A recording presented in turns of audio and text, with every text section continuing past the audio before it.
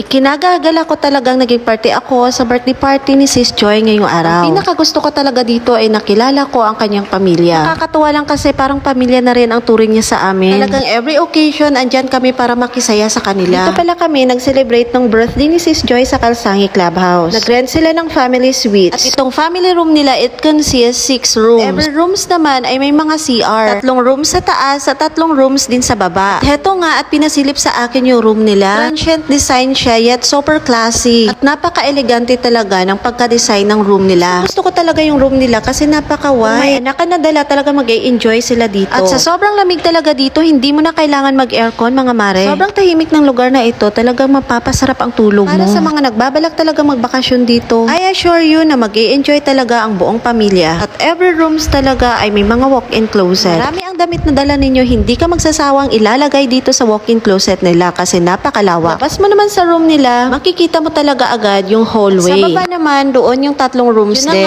Nagway na kami dito at konting chika-chika kay Mamsi. Hindi din ako papaawat, nag-selfie din ako. Sana akong ikikwento pero hanggang dito na lang. In my next vlog, bye!